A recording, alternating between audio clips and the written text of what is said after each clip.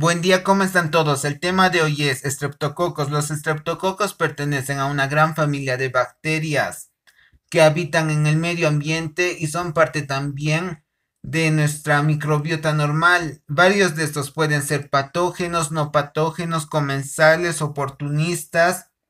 Estas bacterias son bacterias gram positivas, pueden ser aerobias, anaerobias facultativas. La forma de estas bacterias suele ser ovoide, redondeada, como podemos ver aquí. Estas bacterias miden un poco menos de 2 micras de diámetro. Pueden venir agrupadas en cadenas simples como vemos aquí o en cadenas dobles como vemos aquí. El tamaño de estas cadenas puede variar de acuerdo a la especie y al medio de crecimiento.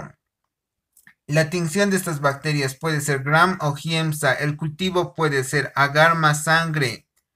Pero también hay que tomar en cuenta que hay bacterias que son más exigentes, especialmente las patógenas, que van a requerir a que se les aumente distintas sustancias como proteínas, vitaminas, purinas, péptidos. También varias bacterias necesitan crecer en un ambiente capnofílico.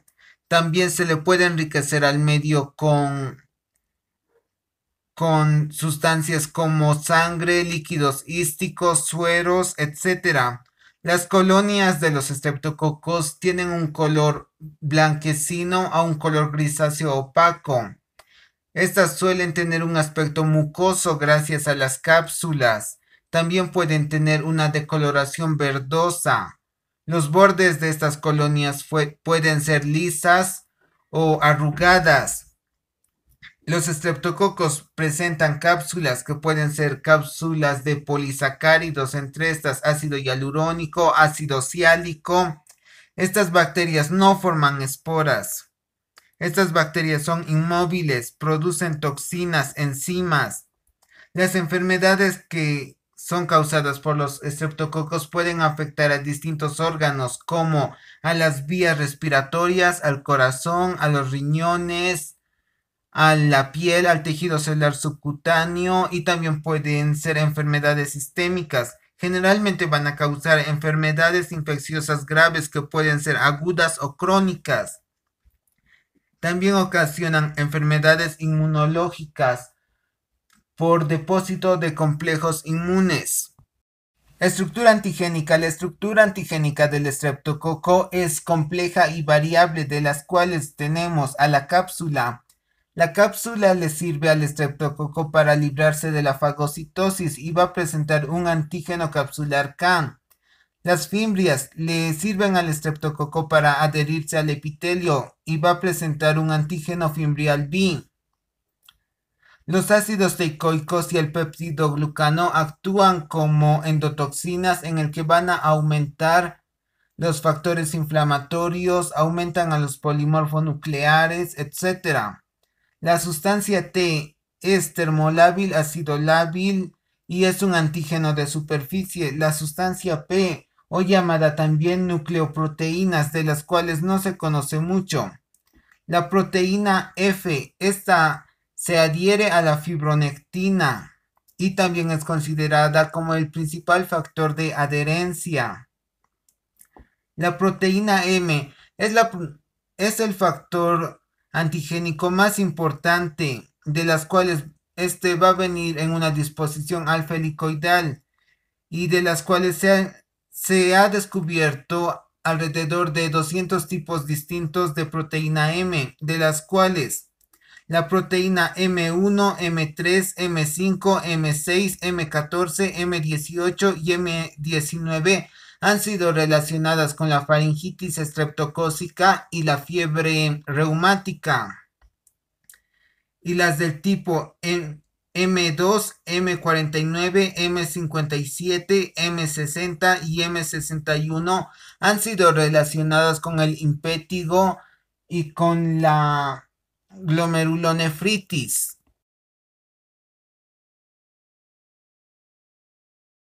Entre las toxinas y enzimas de los estreptococos tenemos primero a la streptocinasa, o llamada también fibrinolicina o streptoquinasa, que esta va a tener la función de transformar el plasminógeno en plasmina y esta va a eliminar a lo que son a los coágulos.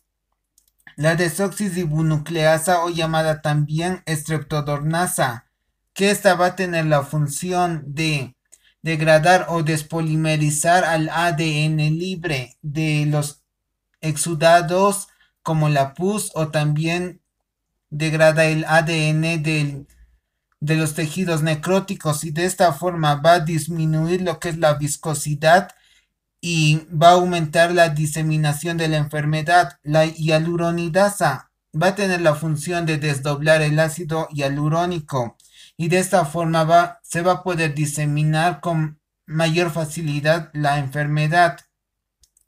La exotoxina pirógena. Esta se encuentra en un estado lisogénico, es debida a un fago que gracias a este se va a poder sintetizar a lo que es a una toxina eritrógena que va a dar, que va a ocasionar la enfermedad de la escarlatina, que es una infección de la piel del tipo eruptivo. Y hay que recordar que la escarlatina es la única enfermedad del tipo eruptivo ocasionada por bacterias, ya que las otras enfermedades del tipo eruptivas son ocasionadas por virus, como la rubiola, la varicela, la viruela y el sarampión. Después tenemos a la peptidasa C5A, que esta tiene un potente serin proteasa que se va a encargar de cortar al factor C5A del complemento y de esta forma va a evitar la fagocitosis y el reclutamiento. Después tenemos al difosfopiridinnucleotidasa, que esta se encarga de destruir a los leucocitos.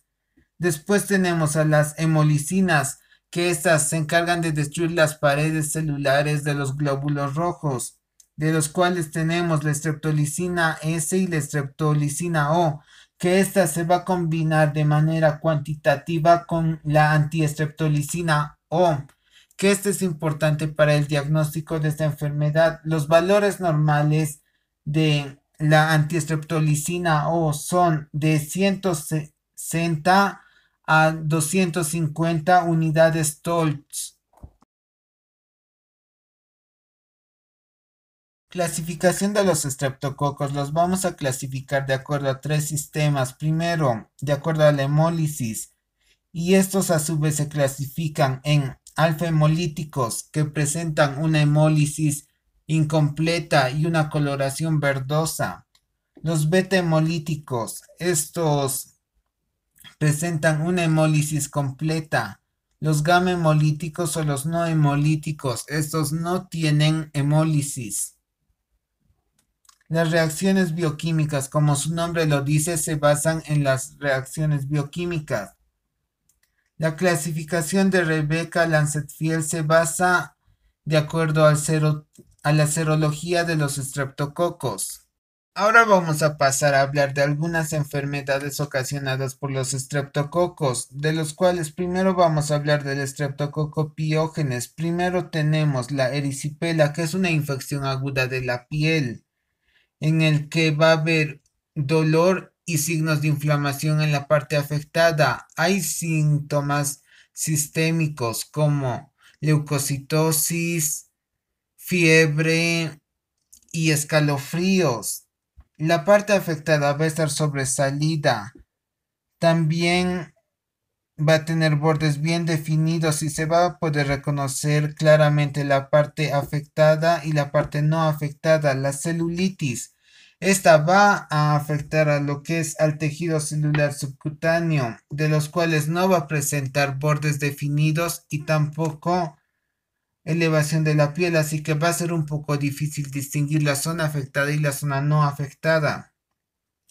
Después tenemos a la fascitis necrotizante, que es conocida también como gangrena estreptocócica, o en los 90 era conocida como bacteria carnívora, de la cual generalmente suele empezar de una erisipela y va a afectar a lo que es a la piel, al tejido celular subcutáneo y se va a caracterizar por una destrucción del músculo. en el que el tratamiento de este es mediante el debilitamiento de la parte afectada. El síndrome del choque tóxico estreptocócico. Este generalmente empieza una zona en una zona de la piel con dolor e inflamación y se hace sistémico con signos y síntomas no específicos. Hay presencia de bacteremia y se puede complicar con una falla multiorgánica y con la muerte del paciente. La faringitis se desarrolla a partir de los 2 a 4 días después de la exposición con la bacteria, de las cuales esta va a tener un inicio brusco en el que va a haber fiebre, dolor de garganta, malestar general, escalofríos.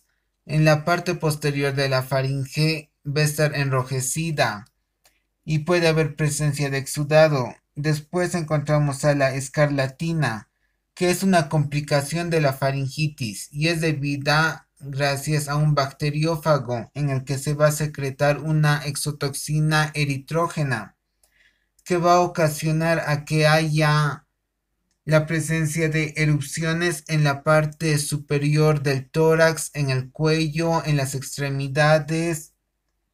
También va a presentar lo que son las líneas de Pastia en los pliegues inguinales y en los pliegues de la parte inferior del hombro. También en la lengua va a presentar una membrana blanquecina que al cabo del cuarto al quinto día se va a empezar a despelar y cuando se despele la lengua va a presentar un color rojizo que va a ser lo que se va a llamar la lengua de fresa. También va a presentar malestar general, fiebre, vómito. Después tenemos al impétigo o piodermia estreptocócica, que es una infección de la piel en el que se va a generar primero lo que es una vesícula, luego se va a desarrollar en una pústula que cuando va a reventar se va a formar tipo una costra que va a ser del color amarillo, va a ser bien gruesa y va a estar bien adherida a la piel.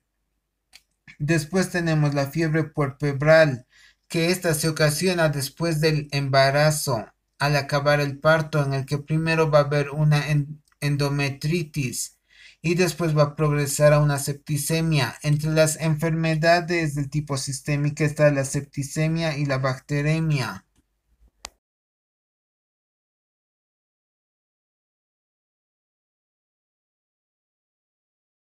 Entre las enfermedades post-infección estreptocócica por depósitos de complejos inmunes o enfermedades inmunitarias tenemos a la fiebre reumática, que es una enfermedad del tipo inflamatorio no supurativo que se va a caracterizar por ser una consecuencia de una faringitis.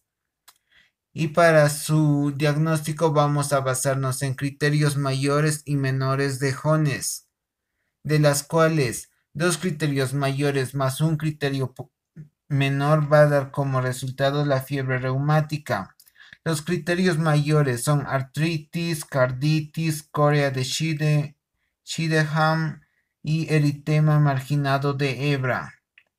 Entre los criterios menores tenemos artralgias, fiebre, aumento de reactantes de fase agudo, aumento de astos y asos, prueba de látex positivo y alteraciones en el electrocardiograma. Ahora tenemos la glomerulonefritis, que esta es una complicación de alguna infección de la piel, en el que va a haber una glomerulopatía con edema, hipertensión, hematuria, retención de nitrógeno ureico y va a acabar en una insuficiencia renal. Streptococo agalactiae. Este estreptococo se encuentra en la flora microbiana normal de la zona genital de la mujer y puede ocasionar una sepsis neonatal o una meningitis neonatal. Esto se debe a un trabajo de parto prolongado. Streptococcus viridians. En aquí podemos encontrar al Streptococcus mitis, mutans, salivarus y languis. Estos estreptococos son habitantes de la flora microbiana normal de las vías respiratorias superiores, de las cuales estos pueden ocasionar una endocarditis, una bacteremia. Y hay que resaltar que el Streptococcus mutans es el que produce la caries dental. Después encontramos al Streptococcus faecalis, que ocasiona abscesos abdominales, infecciones de vías urinarias y endocarditis. Después encontramos al Streptococcus bovis, que ocasiona bacteremia en carcinoma de colon y también puede ocasionar una endocarditis por causa de la bacteremia.